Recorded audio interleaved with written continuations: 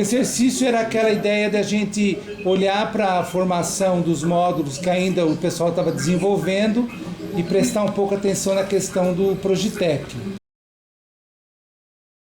Para a formação, já estamos com o planejamento todo pronto.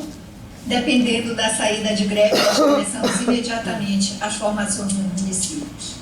Já terminou lá no Limoeiro o módulo 3, né? Onde a gente conversou com a direção, né? Inclusive a direção lá é uma direção que ajuda muito a gente, né? É uma direção que dá apoio realmente, que faz a coisa acontecer, é uma direção muito atuante.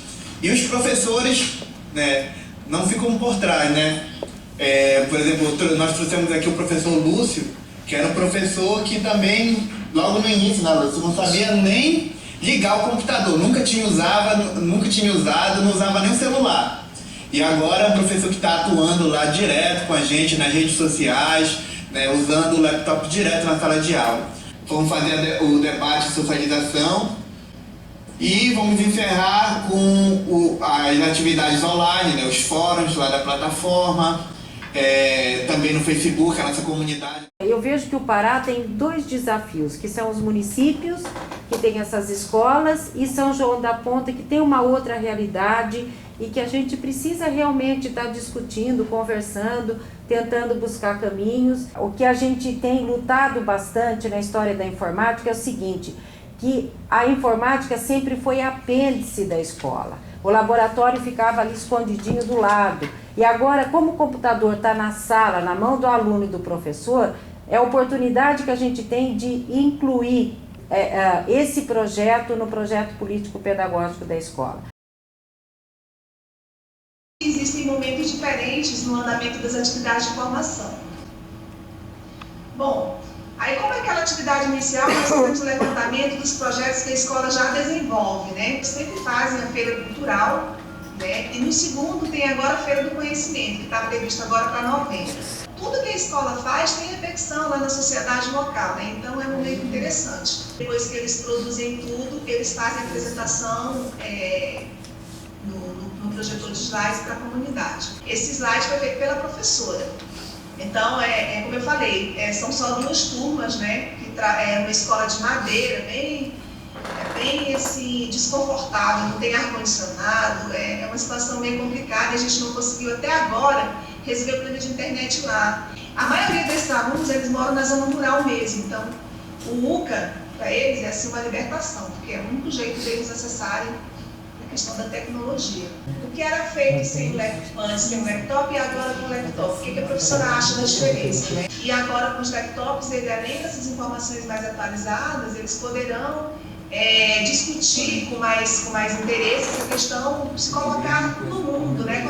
Eu acho que foi uma saída bastante sagaz a sua de aproveitar o que a gente estava fazendo aqui nas videoconferências e pedir para os professores para que eles mostrem os projetos específicos que eles realizam. Vocês vão poder refletir lá nesse planejamento que vocês têm na construção conjunta do Progitec, no papel efetivo que os laptops podem vir a ter em relação a questões de conteúdo.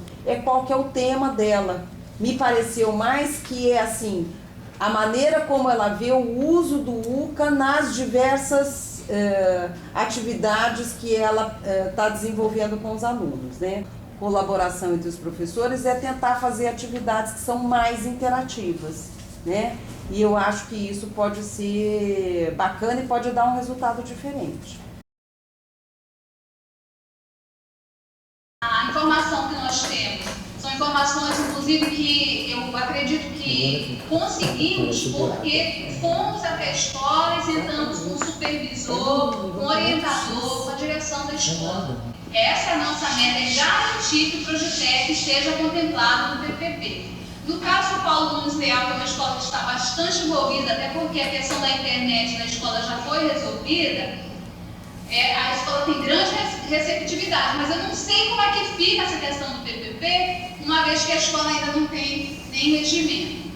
E agora eles começaram a inserir o laptop no sentido de usar o laptop para filmar a cidade, filmar as questões ambientais que mudaram na cidade, postou algumas fotografias no blog da escola. Então, eu não vejo nenhuma resistência das escolas em integrar o uso do laptop aos projetos e ao currículo da escola. Eu queria fazer uma ressalva aí com relação ao Paulo Nunes. Talvez eles não tenham o PPP oficial, vamos dizer assim, né? Por conta que ainda não tem o regimento, então falta o PPP oficial. Mas eles devem ter um plano de atividade pedagógica, tá certo? Porque senão a escola não pode funcionar. Talvez trabalhar com isso e tentar colocar como se fosse uma alternativa, vamos dizer assim, só para não ficar solto, né? A questão do UCA, colocar nesse plano que o que a escola deve ter, que talvez não seja um plano oficial. Primeiro, parabenizar o trabalho, que eu sei que foi árduo. Não é fácil pegar esse material todo e ficar destrinchando, né?